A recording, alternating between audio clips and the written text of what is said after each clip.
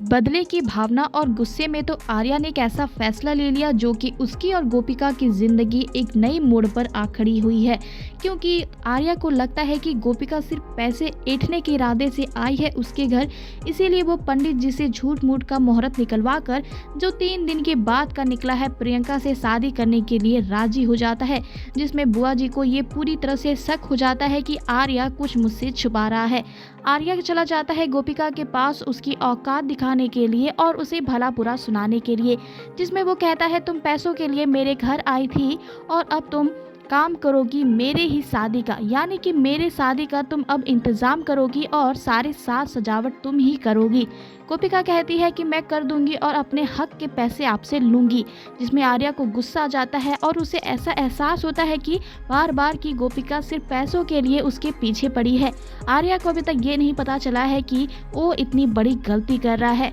जिसमें 3 बहुओं में से एक को तो पता चल ही जाता है कि गोपिका की शादी हो चुकी है आर्या से, जिसमें वो बदला लेने के लिए अब वो पूरी तरह से तैयार है और गोपिका को नीचा दिखाने के लिए गोपिका के साथ बदतमीजी से बात करती है और उसे कमरे में बंद कर देती है। दोस्तों, उस कमरे में सांप होता है जो गोपिका देखकर काफी हद तक डर जाती है। अब देखना काफी इंटरेस्टिंग हुआ कि वो सांप से कैसे बचाएगा आर्या गोपिका को अब, और आर्या और गोपिका के रिश्ते का सच कैसे खुलेगा बुआ जी के सामने।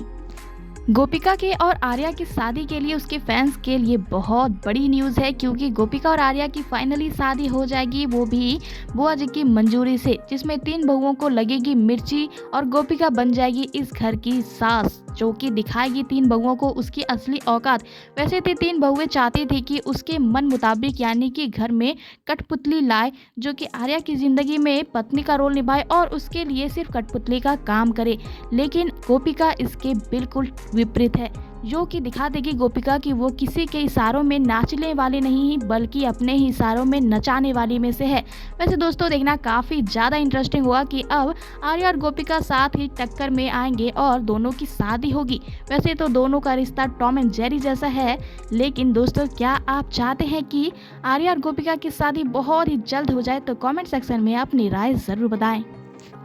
दोस्तों, क्या आपको राधिका और दिव्यम या फिर रूही और नहार या फिर आपका फेवरेट गोपिका और आर्या की जोड़ी तीनों की तीनों हिट लगती है? तो कमेंट सेक्शन में अपनी फेवरेट जोड़ी का नाम ज़रूर बताएं। साथ ही हमारे इस चैनल को सब्सक्राइब कर ले और हमारे साथ लगे रहें सीरियल के नए नए तरह के अपडेट जानने के लिए।